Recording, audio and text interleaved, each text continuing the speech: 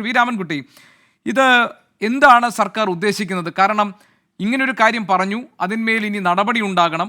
അവിടെ ഇപ്പോൾ നമ്മൾക്ക് ഈ കണക്കുകളൊക്കെ നോക്കുമ്പോൾ ഈ അവിടുത്തെ ഡോക്ടർമാരുടെ എണ്ണം വളരെ കുറവാണ് മെഡിക്കൽ കോളേജുകളിൽ. അതുമാത്രമല്ല അവിടുത്തെ നഴ്സിംഗ് സ്റ്റാഫുകളുടെ എണ്ണം കുറവാണ്. ഇതെല്ലാം വലിയ അപര്യാപ്തതയായി നിൽക്കുന്നുണ്ട്. അപ്പോഴാണ് കഴിഞ്ഞ ജനുവരി മാസത്തെ ഒരു കണക്ക് വന്നിരിക്കുന്നത് 335 ഡോക്ടർമാർ അനധികൃതമായി അവധിയിൽ പ്രവേശിച്ചിട്ടുണ്ടെന്ന്. ഇപ്പോൾ ഇന്നത്തെ പല പത്ര റിപ്പോർട്ടുകൾ നോക്കുമ്പോഴാണ് മനസ്സിലായത് പല ഡോക്ടർമാരും ഇങ്ങനെ അവധിയിൽ പോവുകയും പിന്നീട് അതുവഴി പതുക്കെ അവർ ഈ സർവീസിൽ നിന്ന് പുറത്തേക്ക് കടക്കുകയും ചെയ്യുന്നു. കാരണം സർക്കാർ ആശുപത്രികൾ സേവനം അനുഷ്ഠിക്കാൻ അവർ താല്പര്യപ്പെടുന്നില്ല. ഒരു ഗുണവും അവർക്കില്ല എന്നുള്ള, സാമ്പത്തികമായി ഇല്ല, സ്വസ്ഥതയില്ല, രോഗികളുടെ ശാപം, ഇതൊക്കെ ഏൽക്കാൻ ആരും തയ്യാറാകുന്നില്ല. അവിടെയാണ് ഡോക്ടർ ഹാരിസിനെ പോലെ വളരെ ലളിതമായ ജീവിതം നയിക്കുകയും കൃത്യമായ ആശുപത്രികളിൽ എത്തുകയും രോഗികളുടെ ആവശ്യങ്ങൾ കണ്ടറിഞ്ഞ് അവർക്കൊപ്പം നിന്ന് ഏറ്റവും നല്ല മിടുക്കനായ ഡോക്ടറെ അദ്ദേഹം സേവനം അനുഷ്ഠിക്കുകയും ചെയ്യുന്നത്.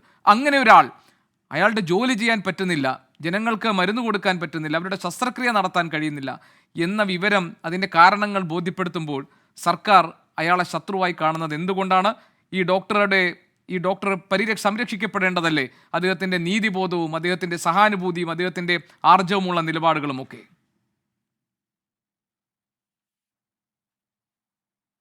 എന്തുകൊണ്ടാണ് അങ്ങനെ കൺസിഡർ ചെയ്യുന്നത് ചോദിച്ചാൽ എനിക്ക് അതിന് മറുപടി ഇല്ല.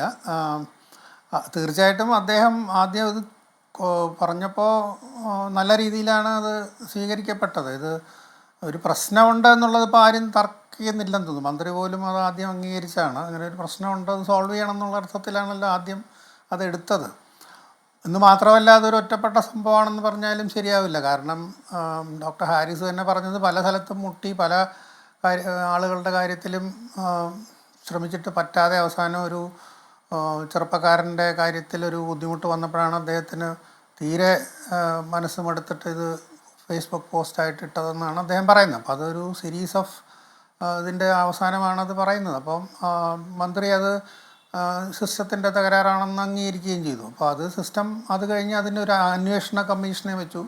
അപ്പോൾ ആ അന്വേഷണ കമ്മീഷൻ എന്താണ് പറഞ്ഞതെന്ന് അറിയാൻ അത് റിപ്പോർട്ട് കൊടുത്തു എന്നാണ് പത്രത്തിൽ നിന്ന് ഞാൻ മനസ്സിലാക്കുന്നത്. പക്ഷെ അത് ഒരു പബ്ലിക് ഡോക്യുമെൻ്റ് ആക്കേണ്ടതല്ലേ? എന്താണ് പറഞ്ഞതെന്ന് അവർ മാത്രം പറഞ്ഞാൽ പോരല്ലോ. ഇതൊരു പബ്ലിക് സെക്ടറല്ലേ, ഹെൽത്ത് സർവീസ് എന്ന് പറയുന്ന പബ്ലിക് ഡൊമൈനിലുള്ളൊരു കാര്യമാണല്ലോ. അപ്പോൾ എന്തെങ്കിലും തകരാറുണ്ടെന്ന് അവർ കണ്ടുപിടിച്ചിട്ടുണ്ടെങ്കിൽ അത് പരിഹരിക്കാനല്ലേ ശ്രമിക്കേണ്ടത്.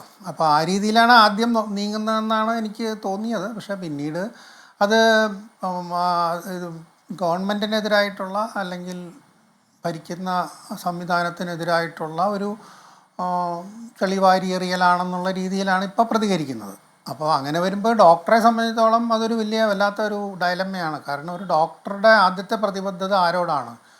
ഈ ഭരണ സംവിധാനത്തോടാണോ, ഭരിക്കുന്ന ഗവൺമെൻറ്റിനോടാണോ, പാർട്ടിയോടാണോ, അതോ രോഗികളോടാണോ എന്നുള്ളത് അദ്ദേഹം തന്നെ തീരുമാനിക്കണം. അതിപ്പോൾ അദ്ദേഹത്തിൻ്റെ മുമ്പിലുള്ള ഒരു വലിയൊരു ചോദ്യം തന്നെയാണ്. കാരണം അദ്ദേഹം തന്നെ പറഞ്ഞിട്ടുണ്ട് അദ്ദേഹം ഈ പ്രത്യേക രാഷ്ട്രീയ സംവിധാനത്തിൽ ഉൾപ്പെടുന്ന ആളാണെന്നാണ് അദ്ദേഹം തന്നെ അവകാശപ്പെടുന്നത്. അങ്ങനെ പറയുമ്പോൾ, അല്ലെങ്കിൽ ഇപ്പം ഞാൻ ആലോചിച്ച് നോക്കുകയാണ്, ഇദ്ദേഹമല്ല, ഇങ്ങനെ ഒരു പ്രിവിലേജ് അദ്ദേഹത്തിന് ഇല്ലായിരുന്നെങ്കിൽ എന്തായിരുന്നേനെ പറഞ്ഞിരുന്നതെന്ന് ഞാൻ ഇടയ്ക്ക് ആലോചിച്ച് പോയി.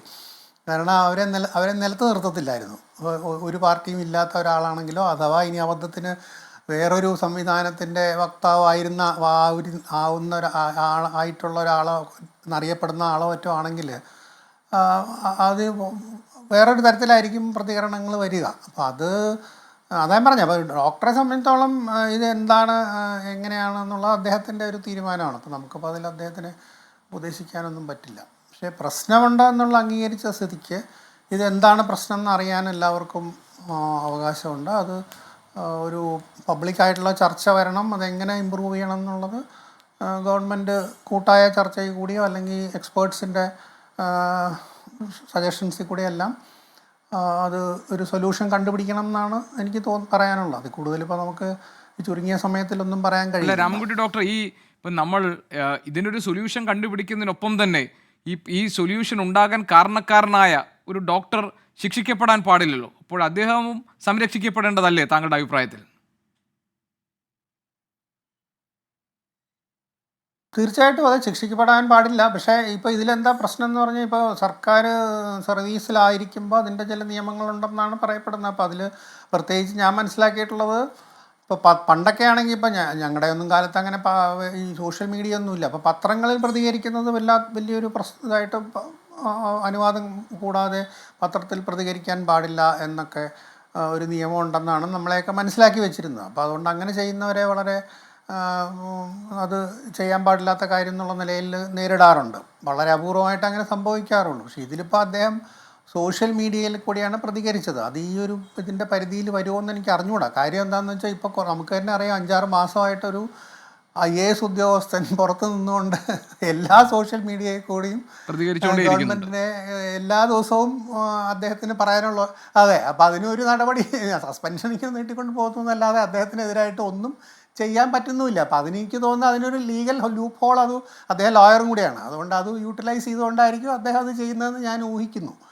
അപ്പോൾ ഈ ഡോക്ടർക്കും അങ്ങനെ എൻ്റെ അഭിപ്രായത്തിൽ അത് അതിൻ്റെ സ്പിരിറ്റിൽ എടുക്കണം. അദ്ദേഹം പറഞ്ഞത് അദ്ദേഹത്തിന് വേണ്ടിയല്ല, അപ്പോൾ അദ്ദേഹത്തിനൊരു ലാഭം ഉണ്ടാക്കാൻ വേണ്ടി പറഞ്ഞതാണെങ്കിൽ ആ രീതിയിൽ എടുക്കാം. അല്ലെങ്കിൽ ഇപ്പോൾ തീർച്ചയായിട്ടും രോഗികളുടെ മെച്ചത്തിന് അതും എന്തായാലും ഈ പറഞ്ഞ പോലെ അതുകൊണ്ട് മെച്ചം ഉണ്ടായല്ലോ. അപ്പോൾ ആ രോഗിയുടെ കാര്യം അല്ലെങ്കിൽ അടുത്ത് ഇപ്പോൾ ഉള്ള രോഗികളുടെ കാര്യമെങ്കിലും നമുക്ക് അതിന് സൊല്യൂഷൻ കണ്ടുപിടിക്കാൻ ഗവൺമെൻറ്റിന് കഴിഞ്ഞു. അപ്പോൾ അത് അങ്ങനെയുള്ള പ്രവർത്തനങ്ങൾ ഇനിയും ബാക്കിയുള്ളവരുടെ കാര്യം കൂടെ ഇതുപോലെ ഒരു പ്രശ്നം വരാതെ രീതിയിൽ കൊണ്ടുപോകാനാണ് ശ്രമിക്കേണ്ടത്. അപ്പോൾ അതിന് ആ ഡോക്ടറുടെ സഹകരണം കൂടി അവർ നേടിക്കൊണ്ട് പോകണം. അല്ലാതെ അദ്ദേഹത്തിനെ ഒരു ശത്രുവാക്കി കഴിഞ്ഞാൽ ഇനി ബാക്കിയുള്ള സമയത്തും ഇത് കൂടുതൽ വഷളാവുകയല്ലേ ഉള്ളൂ.